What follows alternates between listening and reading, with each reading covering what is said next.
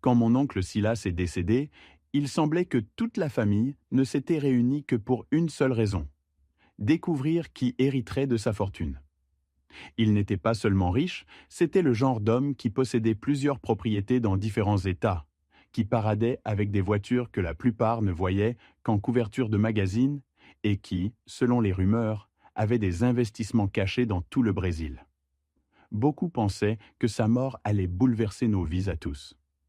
Mes cousins sont arrivés au bureau de l'avocat pratiquement en salivant, prêts à réclamer leur part des 180 millions de réais qu'il avait accumulés. Moi, sincèrement, je n'étais pas venu avec cette attente-là. Ma mère, Mara, m'avait toujours appris que la dignité valait plus que l'argent. Et en vérité, je n'avais jamais eu grand-chose. Je travaillais dur dans une scierie de l'intérieur du Minas Gerais, gagnant juste assez pour ne pas avoir faim, et j'aidais à payer les factures depuis la mort de mon père. Je n'avais jamais rêvé de voiture de luxe ni de maison au bord de la mer. Mais malgré tout, une partie de moi croyait encore, au fond, que mon oncle Silas pourrait me laisser quelque chose de significatif, un signe que je n'étais pas invisible à ses yeux. L'avocat commença à lire le testament, et bientôt mes cousins reçurent exactement ce qu'ils espéraient. L'aîné, Ronaldo, hérita d'une maison au bord du lac à Capitolio et d'une collection de voitures anciennes. Sa sœur, Cynthia, reçut un fonds viager qui lui assurerait le confort pour le reste de sa vie. Leurs sourires satisfaits envahirent la pièce. Quand l'avocat prononça enfin mon nom, je me redressai sur ma chaise. J'espérais, au moins, un petit quelque chose, une sécurité pour moi et ma mère. Au lieu de cela, j'entendis: « À mon neveu, Elias, je laisse une vieille boîte à outils en métal. Contenu inconnu. » Les rires de mes cousins résonnèrent comme une gifle. Ronaldo se pencha vers moi et lança, avec mépris: « Parfait. Le perdant a hérité de la ferraille. Je crois que Silas pensait que tu te débrouillerais mieux avec des déchets qu'avec un trésor, » ajouta Cynthia. Le reste de la salle rit ou secoua la tête comme si tout cela n'était qu'une blague. Mon visage brûlait, mais je restai silencieux. Je pris cette boîte cabossée et rouillée, comme si ce n'était rien. Mais mon cœur sombra. Sortir de ce bureau avec cette boîte à la main fut l'un des moments les plus humiliants de ma vie. Pendant que les autres s'en allaient avec des dossiers remplis de documents d'immeubles et de comptes bancaires, je tenais quelque chose qui semblait venir d'une décharge. Je sentais les murmures derrière moi à chaque pas, chacun d'eux me rappelant combien ils me trouvaient insignifiant. Ce que personne ne savait, pas même moi à ce moment-là, c'est que la véritable histoire n'était pas ce qu'ils avaient reçu, ni ce que je n'avais pas eu. Elle était cachée dans cette boîte. Et lorsque je le découvris, ma vie changea d'une manière qu'aucun de nous n'aurait pu imaginer. Après être sorti du bureau avec cette vieille boîte à outils entre les mains, le sentiment d'être la cible d'une blague cruelle ne me quittait pas. Mes cousins défilaient vers leur voiture avec des dossiers bourrés d'héritage. Et moi, je portais une boîte cabossée qui semblait avoir été oubliée dans un atelier depuis des décennies. Leur rire résonnait encore dans ma tête, plus fort que le bruit de la circulation dans la rue. Je voulais croire qu'il y avait plus derrière tout ça, que peut-être mon oncle Silas avait une raison. Mais, debout là, sur le parking, tout ce que je ressentais, c'était de la honte. Ma mère, Donna Mara, m'attendait à la maison. Elle n'avait pas assisté à la lecture du testament. Ses jambes ne lui permettaient plus de longues marches, et je ne voulais pas qu'elle voie l'humiliation d'un fils traité comme une plaisanterie par ses propres proches. Quand j'entrai par la porte, elle me regarda depuis son fauteuil à bascule, ses mains fragiles reposant sur ses genoux, et m'offrit ce sourire qu'elle ne donnait que lorsque la vie devenait trop dure. « Qu'est-ce que ton oncle t'a laissé, Elias ?» demanda-t-elle d'une voix douce. Je posai la boîte sur la table de la cuisine avec un bruit sourd. « Ça ? Rien d'autre. » Elle la contempla en silence. Mais elle ne regardait pas la rouille, ni les bosses. Elle regardait mes épaules lourdes. « Ne sois pas honteux, mon fils. Parfois, les plus petits cadeaux portent les plus grandes significations. J'aurais voulu la croire. Mais mon orgueil était blessé. J'avais passé ma vie entière à travailler dur, à prendre soin d'elle après la mort de mon père. Je n'avais jamais demandé plus qu'une chance équitable. J'espérais que mon oncle reconnaîtrait ça d'une manière ou d'une autre. Au lieu de cela, Il m'avait exposé devant une famille qui me voyait déjà comme un moins que rien. Pour comprendre l'amertume que j'ai ressentie ce jour-là, il faut savoir qui était mon oncle Silas. Pour la plupart des gens de la ville, il était presque une légende. Il avait fait fortune dans le transport et l'immobilier, achetant des terrains abandonnés qu'il transformait ensuite en projets lucratifs. Il arrivait aux réunions de famille avec des voitures importées, vêtues de costumes qui valaient sûrement plus que mon salaire annuel. Il ne se vantait jamais. Mais sa simple présence rappelait à tout le monde ce qu'il n'avait pas. Quand j'étais enfant, je l'admirais. Je me souviens d'une réunion de famille. J'avais une dizaine d'années, où je l'avais vu traverser la pelouse en distribuant des cadeaux à mes cousins. Ronaldo reçut un gant de baseball en cuir. Cynthia, un vélo avec des rubans colorés au guidon. J'attendais patiemment. Je rêvais de quelque chose de petit, même une simple voiture miniature. Quand enfin il se tourna vers moi, il se contenta de me taper l'épaule et de dire « Un jour, Elias, tu comprendras que tous les trésors ne brillent pas. » Puis il s'éloigna, sans rien me donner. À l'époque, j'ai cru qu'il m'avait oublié. Plus tard, j'ai commencé à penser qu'il avait peut-être vu quelque chose de différent en moi. Quelque chose qui ne se récompense pas avec des objets. Mais, assis dans cette salle de lecture de testament, entendant les mots « boîte à outils rouillée », tout cela m'est revenu. Je me suis senti de nouveau comme ce gamin oublié. Ronaldo et Cynthia s'étaient toujours comportés comme la royauté de la famille. Ronaldo passait son temps à se vanter de ses affaires qui finissaient toujours par échouer. Il utilisait l'arrogance comme un bouclier. Et quand il riait de moi, c'était toujours de façon à blesser. Cynthia, elle, était pire. Langue acérée, critique constante. Elle me regardait comme si mon travail à la scierie était une preuve d'échec et non de loyauté et de résistance. Pour eux, ma vie était synonyme de défaite. Et cette boîte ne faisait que confirmer leur vision. Je suis rentré dans notre petite maison modeste, où chaque mur racontait une histoire de lutte. Le plancher en linoléum s'écaillait déjà. Le papier peint se décollait dans les coins. Les médicaments de ma mère s'alignaient sur le comptoir. Rappel de factures qui semblaient ne jamais s'arrêter. Nous n'avions ni manoir, ni voiture importée, ni gros compte en banque. Nous n'avions que mon travail acharné, mon engagement envers elle et ma dignité. Mais maintenant, nous avions aussi une boîte. Et sans le savoir encore, un secret. La boîte resta là, au milieu de la table de la cuisine, pendant des heures. J'essayais de l'ignorer pendant que je préparais le dîner de ma mère, le même que presque tous les soirs. Haricots, riz et un morceau de pain de maïs. Elle fredonnait doucement en recousant un bouton lâche de ma chemise de travail. Elle ne se plaignait jamais de la vie. Elle avait connu de bons et de mauvais moments, et répétait toujours qu'un homme se mesure non pas à ce qu'il possède, mais à la façon dont il se comporte quand il n'a rien. Ce soir-là, assis en face d'elle, j'ai compris pourquoi l'humiliation m'avait tant blessé. Ce n'était pas seulement le rire de mes cousins, ni la déception de sortir les mains vides. C'était la peur que, peut-être, mon oncle Silas ne m'ait jamais vraiment vu. Qu'il me considérait comme eux me considéraient. Quelqu'un destiné aux miettes, sans valeur, sans confiance.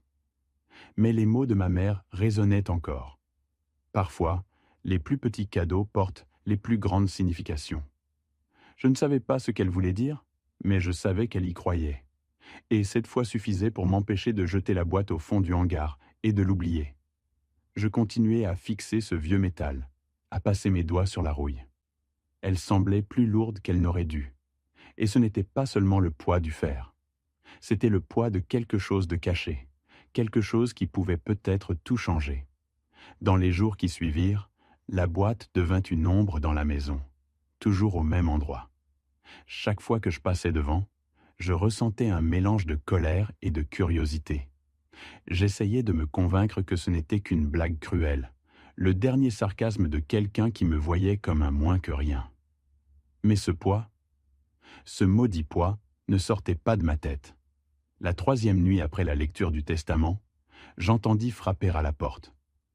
C'était Ronaldo, appuyé contre le chambranle comme si la maison lui appartenait, chemise de lin, parfum trop fort, sourire cynique. « Alors, cousin, dit-il, Comment va ton trésor rouillé? Tu as déjà trouvé un clou en or dedans? Se moqua-t-il en riant tout seul. Je serrai la mâchoire, essayant de rester poli. Ce n'est qu'une boîte à outils, Ronaldo. Il fit un pas de plus, la voix plus basse, presque un murmure venimeux. C'est tout ce que tu auras dans ta vie, Elias. Des ordures pour quelqu'un né pour les ordures. Cynthia a failli tomber de sa chaise hier, rien qu'en imaginant toi en train de polir cette camelote comme si c'était un trophée. Ma mère, depuis l'autre pièce, cria d'une voix étonnamment ferme. Ça suffit, Ronaldo. Il haussa les épaules, me lança un signe ironique et sortit avec le même mépris qu'en entrant. Son rire résonna encore dans la rue. Je m'assis sur la chaise, fixant la boîte. Ces mots faisaient mal, non pas parce qu'ils étaient vrais, mais parce que je n'avais rien pour prouver qu'ils étaient faux. J'ouvris le couvercle de nouveau, comme quelqu'un qui espère un miracle. Tout ce que je vis, ce furent des outils usés. Un marteau aux manches fendues, quelques clés anglaises érodées, un mètre cassé. Rien de spécial. Mais en soulevant la boîte, je ressentis encore ce poids étrange. Je passai la main en dessous et entendis un léger cliquetis. Mon cœur s'emballa. Je pris un tournevis dans le tiroir et commençai à forcer un coin du fond. Le métal résistait, mais avec assez d'effort, la base commença à céder. Je transpirais, la poitrine serrée, les doigts tremblants. Quand le faux fond céda enfin, ce que je trouvais à l'intérieur n'était ni de l'argent, ni des bijoux, mais un vieux téléphone portable. Un de ces modèles à clapet, couvert de poussière, avec l'antenne tordue. Je restais figé, incapable de comprendre pourquoi quelqu'un aurait caché un téléphone dans une boîte à outils. J'appuyai sur le bouton d'allumage sans rien attendre. Mais, à ma surprise, l'écran s'illumina faiblement. Et avant même que je puisse réfléchir, le téléphone sonna. Le son fendit le silence de la maison comme un couteau. Ma mère apparut à la porte de la cuisine, les yeux écarquillés. « Réponds, Elias », chuchota-t-elle. Mes doigts tremblaient lorsque j'appuyais sur le bouton vert. Je portai le téléphone à mon oreille. « Elias », dit une voix grave, ferme, « si tu entends ceci, c'est que Silas avait confiance en toi. La véritable héritage commence maintenant. » Je restais paralysé. La gorge sèche, la voix hésitante quand je réussis à répondre. « Qui êtes-vous ? Tu le sauras bientôt. Suis les instructions. Et ne parle à personne. Les autres ne comprendraient pas. Ceci est entre toi et l'homme qui connaissait ta valeur. » La ligne coupa. Je fixai l'appareil, le cœur battant à tout rompre. Ma mère s'approcha, posa sa main sur mon épaule. Qu'est-ce qu'ils ont dit ? Ils ont dit que la véritable héritage commence maintenant. Ses yeux se remplirent d'un mélange de fierté et d'inquiétude. Ton oncle était un homme compliqué, mais il ne faisait jamais rien sans raison. S'il t'a choisi, c'est qu'il avait une raison. Je m'assis sur le bord du lit cette nuit-là, le téléphone encore chaud dans ma main, tentant de calmer le flot de pensées qui déferlait comme une crue. La honte que Ronaldo et Cynthia m'avaient infligée quelques jours plus tôt paraissait désormais lointaine, remplacée par une chaleur différente. La sensation que quelque chose commençait. La nuit fut longue. Le téléphone resta sur la table de chevet, immobile, mais aussi présent qu'un cœur battant. Je me réveillais chaque heure, guettant qu'il sonne à nouveau, et craignant en même temps qu'il le fasse. Au matin, ma mère me trouva dans la cuisine, les yeux creusés, la boîte repoussée dans un coin de la table. Elle me servit un café, ses mains étonnamment stables malgré l'âge. « Tu vas devoir décider, Elias, » dit-elle d'une voix calme qui sonnait toujours comme un avertissement. « Tu peux tout ignorer et continuer ta vie comme toujours. Ou tu peux suivre ce chemin. Mais si Silas a caché ce téléphone, ce n'était pas une plaisanterie. Ces mots me frappèrent en plein cœur.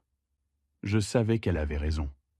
L'humiliation de la visite de Ronaldo brûlait encore en moi. Mais désormais, j'avais quelque chose qu'il n'avait pas. J'avais été choisi, même si je ne comprenais pas encore pourquoi. Cette même nuit, le téléphone sonna de nouveau. Je faillis tout faire tomber en me précipitant pour répondre. La même voix, calme et ferme, parla. « Elias, écoute bien. Il y a un entrepôt de self-stockage à la sortie de la ville. Unité 17. Le code pour l'ouvrir est la date de naissance de ton père. Vas-y ce soir. Et ne dis à personne où tu vas. » Avant que je puisse poser la moindre question, la ligne coupa. Je restais figé, le téléphone à la main, l'esprit en ébullition. Qui que ce soit, cette personne connaissait des choses que seul quelqu'un de la famille pouvait savoir. La date de naissance de mon père n'apparaissait dans aucun registre. Je racontais tout à ma mère. Elle acquiesça lentement, l'air grave. « Ton oncle avait confiance en toi. Il ne gaspillait jamais sa confiance. Si tu y vas, sois prudent. Prends la camionnette. Et que tes cousins ne te voient pas. » L'idée que Ronaldo ou Cynthia découvrent quoi que ce soit me mit immédiatement en alerte. Je savais que s'ils soupçonnaient Wang quelque chose, ils ne reculeraient devant rien pour me l'arracher. J'attendis la tombée de la nuit.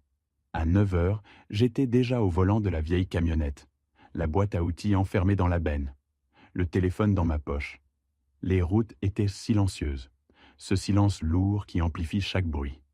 Les phares fendaient dans l'obscurité, croisant champs vides et boutiques fermées. Quand je me garai devant l'entrepôt, le portail se dressait, imposant, presque menaçant. À peine avais-je coupé le moteur que le téléphone vibra à nouveau.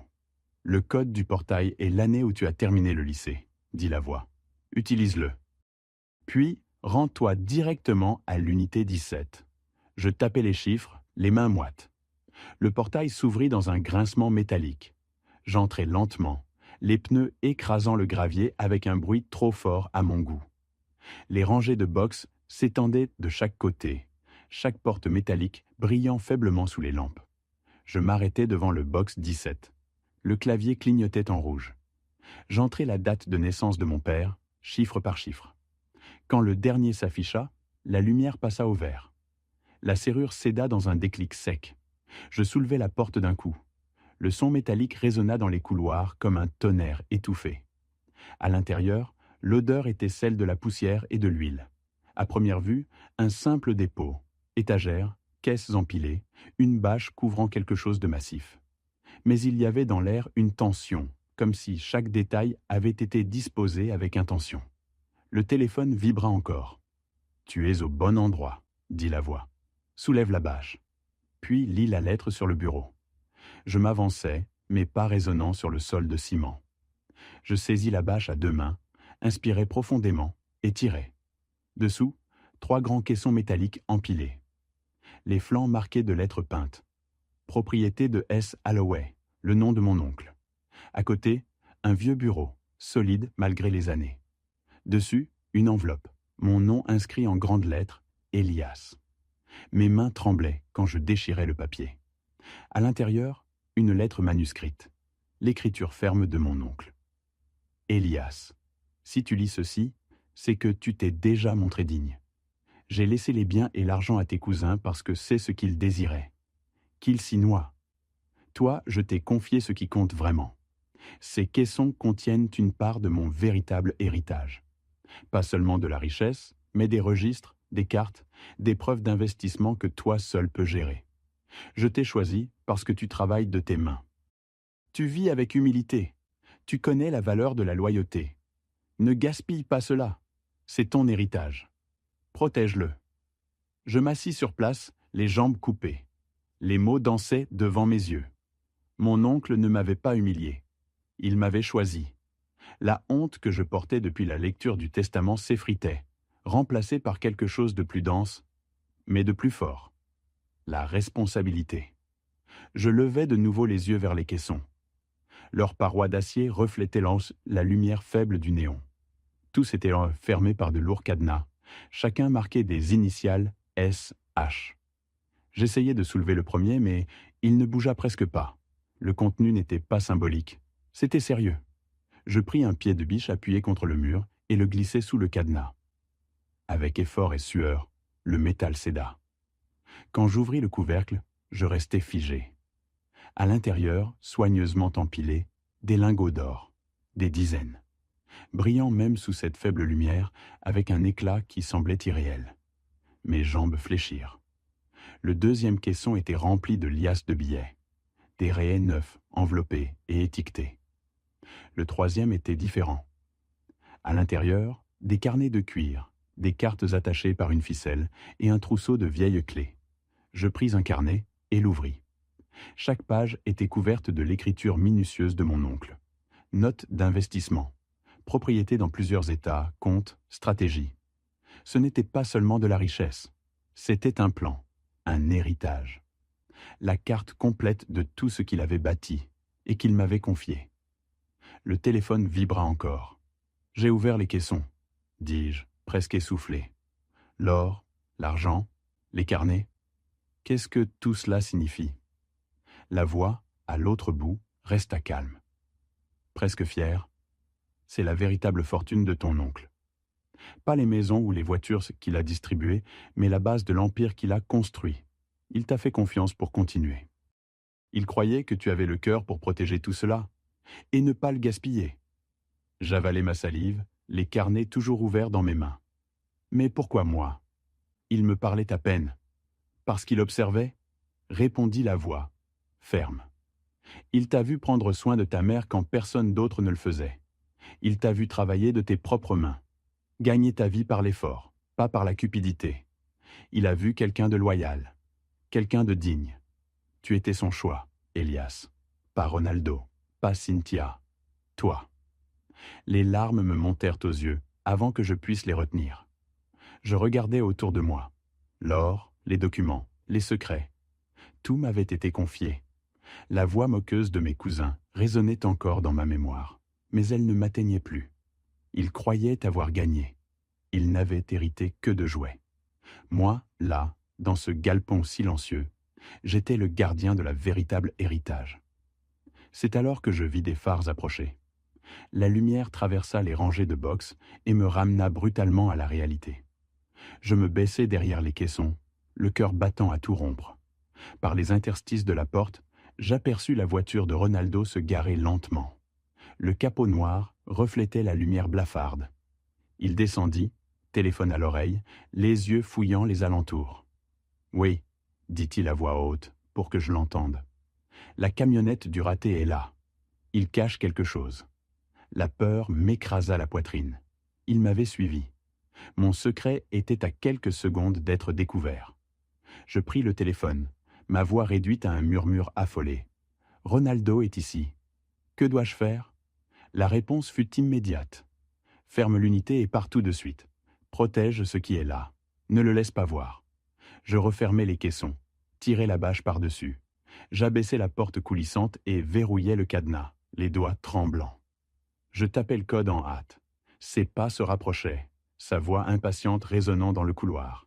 « Elias !»« Je sais que tu es là! Ouvre cette porte! Montre-moi ce que tu as trouvé !» Je m'obligeais à marcher vers la camionnette avec calme, alors que tout en moi criait de fuir. « Ce n'est qu'une vieille boîte, Ronaldo !» dis-je, ma voix étonnamment ferme malgré le chaos intérieur. « Tu es venu pour rien. » Il me fixa, les yeux plissés, cherchant la vérité. « Tu mens. » Je soutins son regard, et quelque chose bascula en moi. Pour la première fois, je ne me sentais pas inférieur. Je me sentais fort. Je montai dans la camionnette, mis le moteur en marche et lançai « Tonton Silas m'a laissé ce dont j'avais besoin. C'est tout ce que tu as besoin de savoir. » Je quittai l'entrepôt, laissant Ronaldo debout sous les néons froids, les poings serrés, l'ego meurtri. Mes mains tremblaient sur le volant, mais au fond de moi une certitude nouvelle brûlait. J'avais protégé le secret, pour l'instant. Quand je rentrais, ma mère m'attendait à la fenêtre. Dès que je franchis la porte, elle me regarda sans poser de questions. Elle prit simplement ma main et dit « Tu l'as trouvé, n'est-ce pas ?» J'acquiesçai, sentant tout le poids du jour s'effondrer sur moi. « Alors maintenant, Elias, tu dois porter cela avec sagesse. C'était la volonté de ton oncle. » Et à cet instant, je compris que le point culminant de cette histoire n'était pas l'or, ni les carnets, ni la fortune cachée. C'était de comprendre que mon oncle avait cru en moi quand personne d'autre n'y croyait. Cette boîte à outils n'était pas une blague, c'était une porte, le double fond, une clé. Le téléphone, une voix qui me guidait vers la vérité. Mon héritage n'était pas seulement une richesse, c'était de la responsabilité, de la confiance et la chance de prouver que celui que tous avaient sous-estimé était en réalité celui qui comptait le plus. Cette nuit-là, je dormis à peine. La lettre de mon oncle resta posée sur la table, lue et relue des dizaines de fois. Ces mots s'étaient gravés dans ma mémoire. Silas ne m'avait pas humilié. Il m'avait confié quelque chose de plus grand que n'importe quelle somme d'argent. Pour la première fois de ma vie, je ressentis la force silencieuse d'être choisi. Le matin suivant, ma mère remarqua la différence dans mon regard. Elle m'observa pendant que je buvais mon thé et dit « Ton père a toujours cru que tu étais né pour quelque chose de plus grand que cette vie modeste. Je crois que Silas le pensait aussi. » Il m'a laissé quelque chose de réel, maman. Pas ce que Ronaldo et Cynthia voulaient. Quelque chose de plus. Quelque chose que je dois protéger. Elle serra ma main avec tendresse. Alors protège-le et utilise-le pour faire le bien, car c'est seulement ainsi que la richesse a de la valeur. Ces mots devinrent ma boussole. Dans les jours qui suivirent, je retournai à l'entrepôt, ouvrant chaque caisson avec soin. Je cataloguai tout, l'or, l'argent, les registres. La quantité suffisait à effacer toutes les dettes de ma vie entière et à me rendre millionnaire. Mais ce furent les carnets qui m'absorbèrent. Mon oncle avait laissé son esprit entre ces pages. Stratégie, leçons, erreurs, regrets. Des révélations sur la manière dont il avait tout construit. Il y parlait de trahison, de confiance, de la façon dont il s'était éloigné de la famille parce que la cupidité corrompait les cœurs. Et tout cela m'aida à comprendre pourquoi il m'avait choisi. Pendant ce temps, Ronaldo et Cynthia devinrent nerveux. Les rumeurs circulaient. Ils remarquèrent vite que je ne semblais pas abattu par ce prétendu cadeau inutile. Ronaldo débarqua sans prévenir, la voix chargée de suspicion. « Tu es trop silencieux, cousin. Qu'est-ce que tu caches ?» Je le regardai droit dans les yeux, avec un calme que je ne connaissais pas auparavant. « Je ne cache rien. Je vis simplement ma vie. » Il ricana, mais je vis le doute dans son regard. Il avait l'habitude de se nourrir de ma faiblesse. Maintenant qu'elle avait disparu, il ne savait plus comment m'atteindre. Une semaine plus tard, ce fut au tour de Cynthia d'appeler, la voix toujours aussi venimeuse. « Ne me dis pas que tu crois vraiment que Silas t'a laissé quelque chose de valeur. » Il te trouvait pathétique. Je laissai ces mots glisser, sans s'accrocher. « Crois ce que tu veux, Cynthia. Moi, je connais la vérité. » Et avec cette vérité vint la paix. Je n'avais plus besoin de leur prouver quoi que ce soit. Je n'étais plus consumé par la colère de leur rire. Mon oncle m'avait vu. Ma mère avait toujours cru en moi. Cela suffisait. Avec le temps, je commençais à utiliser l'héritage d'une manière que personne n'attendait. Je payais les traitements de ma mère. Je lui offris le confort qu'elle méritait. Je fis des dons anonymes à l'église qui accueillait les familles en difficulté. Je finançais des rénovations dans le centre communautaire où les enfants passaient leurs après-midi, le même endroit qui m'avait évité des ennuis quand j'étais gamin. Chaque geste confirmait que l'or et l'argent n'étaient que des outils. Le véritable trésor, c'était l'opportunité de vivre avec un but. Mes cousins, malgré tout leur luxe, restaient prisonniers de leur faim insatiable. Ils exhibaient leurs manoirs, leurs voitures, mais leurs yeux restaient fixés sur moi, emplis de suspicion, d'envie. Et moi, je ressentais de la pitié, parce qu'ils ne comprendraient jamais ce que j'avais reçu. Un soir, Ronaldo me confronta à nouveau, le visage rouge de rage. « Dis la vérité. Qu'est-ce que Silas t'a vraiment laissé ?» Je le regardais, ferme. « Il m'a laissé quelque chose que tu ne comprendras jamais, la confiance. » Pour la première fois, Ronaldo resta muet. Il tourna les talons, marmonnant. Mais je savais. Mes mots l'avaient frappé là où ça faisait le plus mal. Les mois passèrent. Et moi aussi, je changeais. Je n'étais plus l'homme considéré comme un raté. Je n'étais plus le neveu à la boîte rouillée. J'étais un homme qui portait un héritage, pas de cupidité, mais de sens. La boîte est toujours avec moi, rangée à la maison. Non comme un souvenir de honte, mais comme le symbole du moment où tout a basculé. Elle me rappelle que, parfois, les plus grands cadeaux se présentent dans les emballages les plus modestes. Et cette leçon vaut plus que tout l'or. Alors, quand je raconte cette histoire, ce n'est pas pour me vanter d'une fortune. C'est pour dire ce qu'elle m'a appris. Ne laisse jamais les rires des autres te convaincre que tu ne vaux rien. Ne crois jamais qu'un petit cadeau n'a pas de valeur. Et n'oublie jamais que la véritable héritage ne se mesure pas en immeuble, en voiture ou en compte bancaire. Elle se mesure en confiance, en responsabilité et dans ce que tu choisis de faire quand on te donne enfin une chance. Mon oncle Silas m'a laissé plus que de l'argent. Il m'a donné l'opportunité de me prouver. Et ça a tout changé.